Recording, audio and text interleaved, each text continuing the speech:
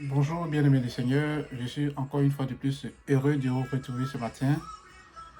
Et sachez que je ne suis pas l'auteur de cette chanson qui passe. Amen. Donc comme je disais, je suis très heureux ce matin de vous retrouver. Et ce matin, nous allons partager encore, comme d'habitude, une pensée de Dieu. Amen. Pour cela, nous allons aller dans la parole de Dieu, dans le livre de Matthieu, chapitre 7, verset 21. Matthieu, chapitre 7, verset 21. Et que dit ce verset? Que ceux qui me disent Seigneur, Seigneur, n'entreront pas tous dans le royaume des cieux, mais celui-là seul qui fait la volonté de mon Père qui est dans les cieux. Amen. Voici ce qui nous dit clairement la parole de Dieu. Est-ce qu'il faut simplement citer le nom du Seigneur pour avoir accès au royaume des cieux? Est-ce qu'il faut dire seulement Seigneur, Seigneur pour que tu aies le cachet, le visa pour entrer dans le royaume des cieux? Le Seigneur dit non, que ça ne se passera pas ainsi. Mais celui-là même qui fait la volonté de mon Père. Alors, quelle est cette volonté de mon Père? La volonté de mon Père, c'est de connaître sa parole. La volonté de Dieu, c'est connaître les Écritures. La volonté de Dieu, c'est faire ce qu'il nous demande de faire. Alléluia. Plusieurs crient Seigneur, Seigneur. Mais est-ce que véritablement un jour ils auront accès au royaume des cieux? Si tel est le cas, alors on peut dire qu'il n'aura pas d'enfer ni de paradis. Amen. Parce qu'il suffit seulement de proclamer, de dire Seigneur, Seigneur, et nous avons tout le royaume des cieux. Mais le Seigneur dit que ça ne se passera pas ainsi. Parce que même le diable même dit Seigneur, Seigneur. Amen. Vous savez très bien avec moi qu'il y a beaucoup de doctrines qui pullulent. Il y a beaucoup de doctrines. Celui-là dit, j'ai reçu la vérité de Dieu. Celui-là dit, Dieu dit de faire ceci.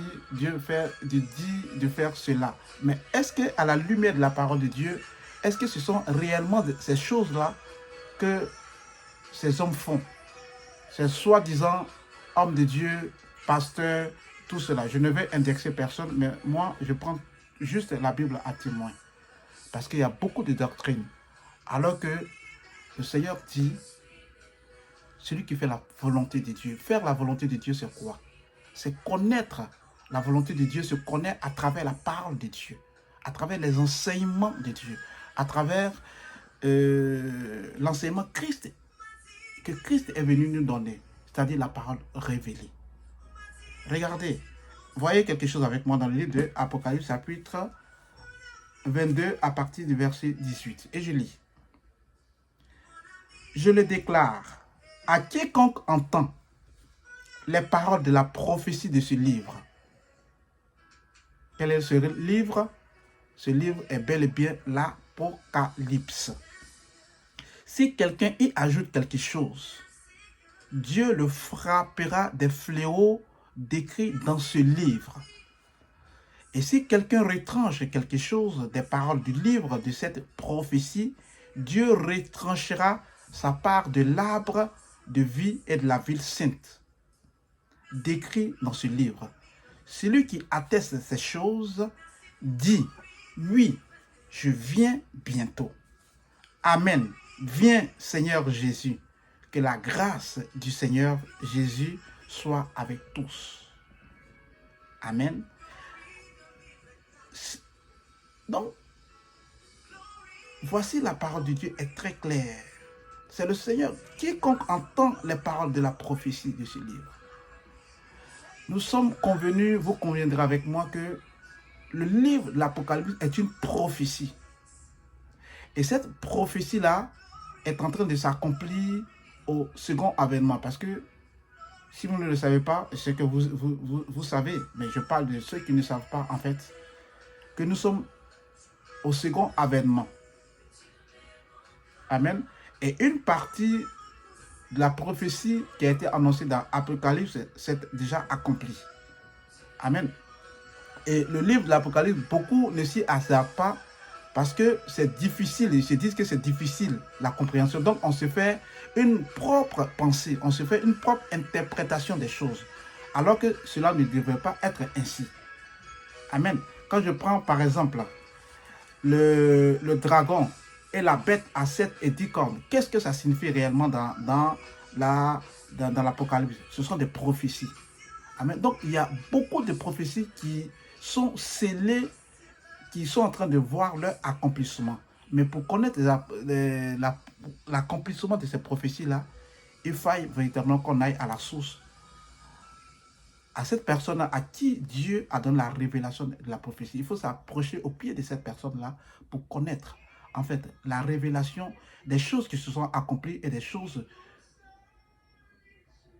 qui vont bientôt s'accomplir. Bien-aimés, nous n'avons plus le temps. Pour toi qui penses que Jésus est encore loin, non, Jésus est à la porte. Parce que vous conviendrez avec moi que tout ce qui est en train de se passer, les guerres et les bruits de guerre, ce sont des choses qui ont été annoncées. Amen. Ce sont des choses qui sont en train de petit à petit s'accomplir. Amen. Le signe de la bête, qu'est-ce que ça signifie? Et bien entendu, au premier avènement, toutes ces choses-là, c'était des choses physiques, palpables que nous puissions voir de manière physique. Mais depuis l'ère du second avènement, toutes ces choses-là sont spirituelles. Donc, il faut appartenir du moins à l'Israël spirituel pour être sauvé. Donc, pour être sauvé, il faut connaître les paroles de l'Apocalypse. Il faut connaître les prophéties et leur accomplissement. Il faut savoir ce que ces prophéties-là disent, la signification réelle et non par nos propres pensées interpréter ces choses. Car c'est lui qui interprète. Il est dit ici, si quelqu'un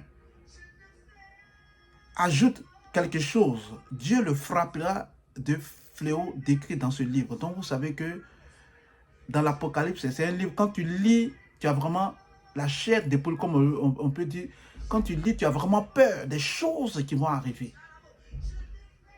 Donc, si véritablement on ne connaît pas la signification réelle de ces prophéties-là, il ne faut pas s'y hasarder. Il ne faut pas donner l'interprétation. Il ne faut pas ajouter. Parce qu'en donnant l'interprétation personnelle, c'est comme si tu ajoutais quelque chose à la parole de Dieu. Alors, il est clair. Dieu frappera des fléaux qui sont décrits dans ce livre-là si quelqu'un ajoute quelque chose à la prophétie, à la parole de Dieu. Et si quelqu'un retranche quelque chose des paroles du livre, de cette prophétie, Dieu retranchera sa part de l'arbre de vie de la ville sainte décrite dans ce livre. Donc, bien aimés, faisons très attention. Ce sont des choses qui sont écrites. Et vous savez que quand la parole de Dieu est lâchée, elle accomplit toujours ce que Dieu a dit. Donc, faisons très attention de ne pas y ajouter, de ne pas y retrancher. Il faut que nous connaissions réellement la parole, les prophéties et leur sens réel. Donc, il ne suffit pas de dire seulement Seigneur, Seigneur pour être sauvé, mais il faut connaître la révélation qui se trouve dans le livre de l'Apocalypse parce que c'est le dernier livre qui, après avoir accompli toutes ces choses à Jésus, nous verrons le royaume des cieux. Donc, que Dieu nous bénisse. Il ne faut pas que nous arrêtions seulement aux enseignements, à l'histoire et à l'enseignement. Il faut que nous puissions aller dans la profondeur des choses. Il faut que nous puissions connaître comment se déroule la révélation que Dieu a donnée dans l'Apocalypse et comment ces choses s'accomplissent. Que Dieu te bénisse. Shalom.